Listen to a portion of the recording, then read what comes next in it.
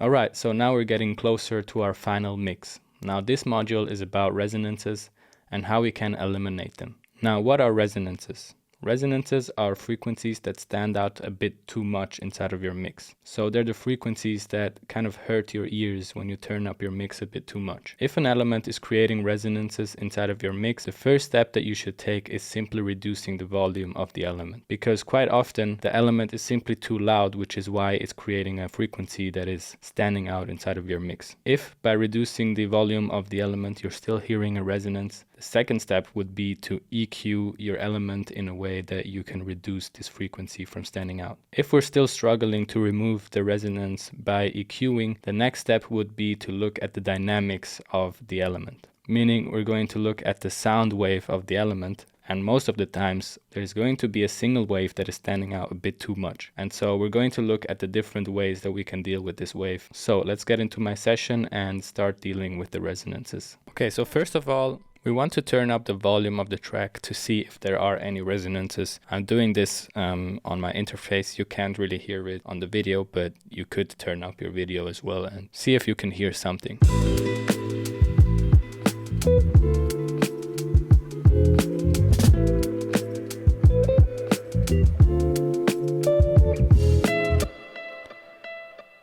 Okay, so by listening, I can hear that this clap loop is creating some resonances.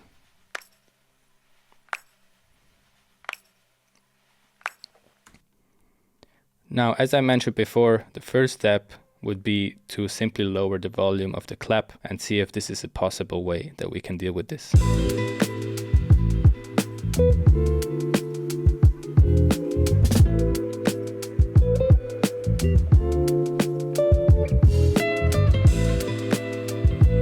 Now the resonance is kind of gone now, but what happened because I reduced the volume is that I can't really hear the clap anymore. So this is where I'm going to have to look at another way to deal with this resonance. I'm going to put the volume up again, and I'm going to see if I can reduce the resonance by just EQing it. Now by looking at the EQ, you should be able to tell where the resonance is, more or less. So it's going to be a frequency that is standing out. So as you can see, it's probably about here. So one good way to find your resonance inside of your EQ is to create a new band, make a quite steep curve, and then turn up the volume of it.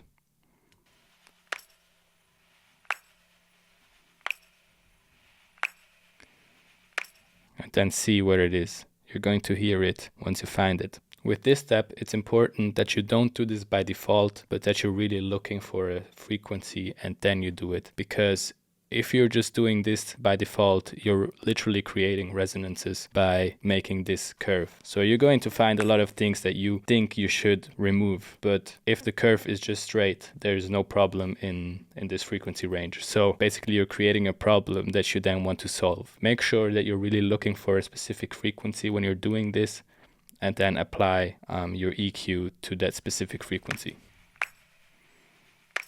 So I can tell that it's around here.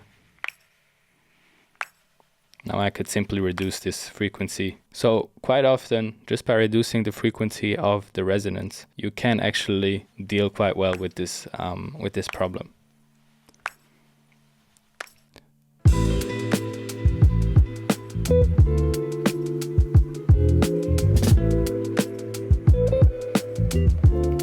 Now, to me, this actually sounds good already, but I want to show you all the other ways that you can deal with the resonance. So I'm just going to remove the EQ now, and we're going to look at the waveform of this clap. So as you can see,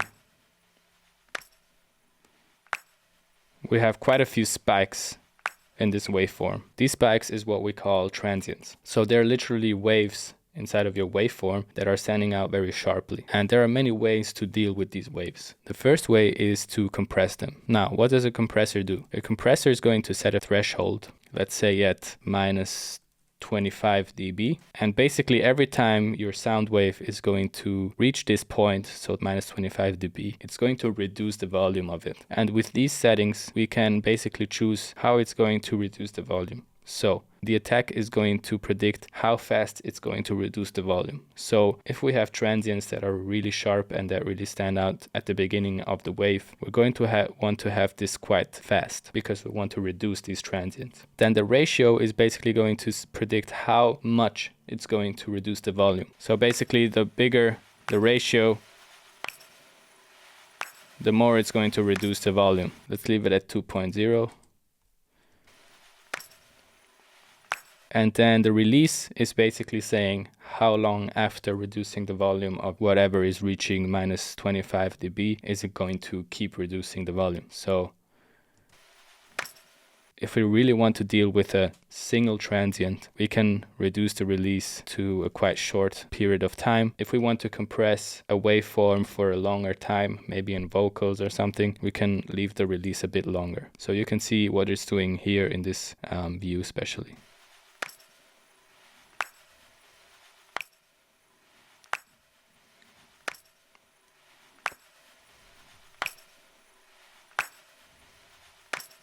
So as you can see now, we're reducing the volume of the single peak, and in Duck you're going to see how it's going to look.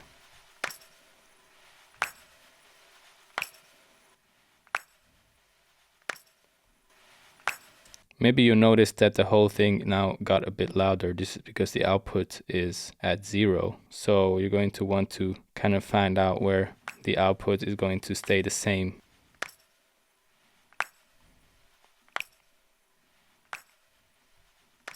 So around here sounds good to me. Now as you can see, the transients now are looking a lot better. So this is a great way to deal with the resonances. So now you can turn up the clap.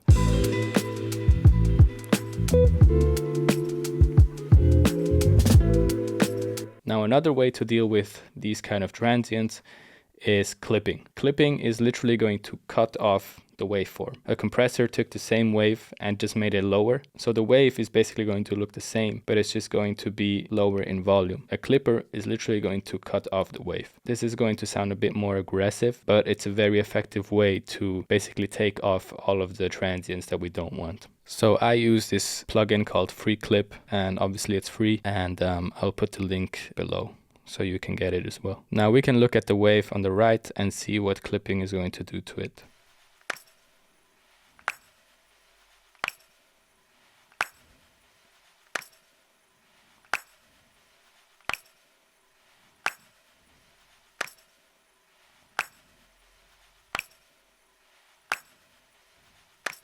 As you can see now, the transients are basically gone. We still have a nice wave, but it's a lot more controlled. Let me turn up the output so you can see it a bit better. Maybe reduce the speed. As you can see, there's nothing that goes above this line, which is where we're clipping it. Now you can go even more aggressive with this.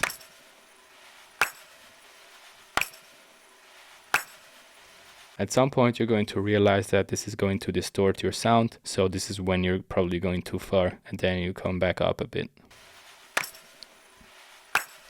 Also, you want to be careful on how far you want to go with this, because obviously transients are what creates punch in something like a clap, so we don't want to reduce the transients totally, we just want to control them in a way they don't stand out in a way that hurts our ears or that create resonances. And also the great thing about clipping is that even though the wave is going to be lower, the perceived volume of the wave is going to be more or less the same. The reason for this is because our ear kind of imagines how this wave would keep going if it wasn't cut off. So in our ears, it kind of sounds as loud as the non-clipped version. Now let's get to the last way that we can deal with this problem, and that's basically volume riding, meaning that we're going into the wave and manually control the volume of every single transient. So one way to do this is by using something like Duck, which I already showed you in module number 2. And that will mean that we literally go in here and reduce the volume of this transient. Now with this loop, it's a bit inconvenient because not every clap is the same, but if you have something like a one shot that you're repeating every single time, this is a great way to do it. Now, as you can see, this is kind of similar to compression, but you're just literally going in and reducing the volume manually, so you have a lot of control. Now you can also do this in the session itself, obviously, and go in here, see where the transient is, and literally just reduce the volume of it. Obviously this is going to take a lot more time, so to me the best way to do it is mostly by clipping it. Now I showed you all of these ways to deal with resonances, but then finally a great way to do it is to combine a few of them. Usually what I will do is I will deal with the dynamics of the sound, meaning I will use something like a clipper or a compressor, and then I will even add an EQ, see where the resonance is, and reduce it. Now what you want to do in this step is you're going to listen to the track carefully, and if you can hear any resonances, you're going to look for it. Make sure you don't look for resonances that you're not hearing. Basically, you're going to go over all of these elements and see if you can find it. Now resonances can happen in the low end, in the high end, and these tools that I just showed you, you can apply them everywhere. So EQing, clipping, compressing, or even manually changing the volume of a single wave is going to help you a lot with reducing your resonances and having a clean mix. Now I can hear some resonances in the low end around here.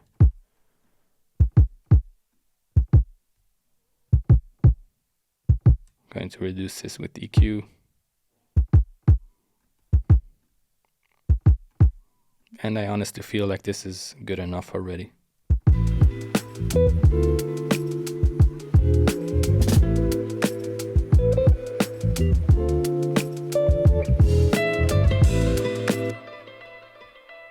Another element is this acoustic guitar.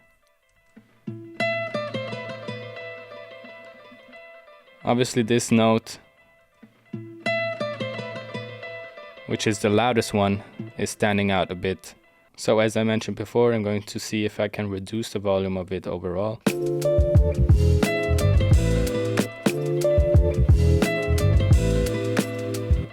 And I'm noticing, okay, I'm going to reduce it half a dB. That works for me, but it's still standing out a bit too much. Let me take off this delay. So I'm going to go in and see where this frequency is in the EQ.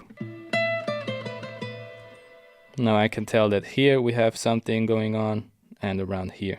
So let's see if we can detect the frequency. This is not disturbing me too much. This right here is more of a problem. So let's reduce it. And I feel like it's not a single wave that is disturbing me, but it's this whole region.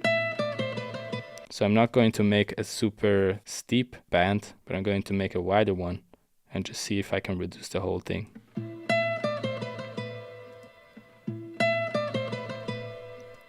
Now this works, but still feel like it's standing out a bit too much.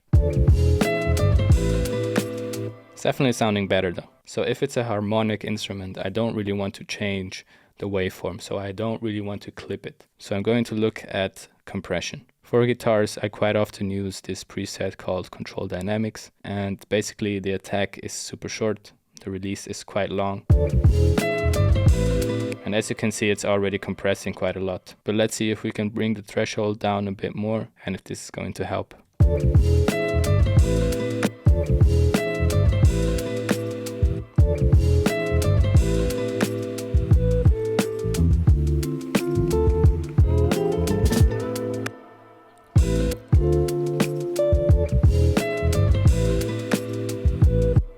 This is definitely better. I feel like now I can even turn it up again. Let's do -7. And there you go. This is literally how you deal with resonances inside of your mix. Keep in mind to First of all, not actively look for resonances, but only go after them once you hear them. Secondly, the first step that you're going to want to take is to lower the volume of the track. If that doesn't work, you're going to want to try EQ. If EQ still isn't working for you, you want to make sure that you look at the dynamics of the track. So for the dynamics, we have compression, clipping, and manually riding your volume. Compression is going to lower the volume of your transients or of your waveform, but it's going to keep the same shape. Clipping is literally going to cut off your wave. So it's going to in some way distort your wave. If you do it too much, you can hear the distortion. If you do it only a little bit, you can't. For harmonic elements like a guitar or something, try to go with compression. Now for things like drums, claps, snares, maybe even kicks, hi-hats, go ahead and try clipping as well. And then for volume riding, you can use something like DUC again, or you can literally go into the session and change the volume of single parts. Perfect. So now we have a very clean mix.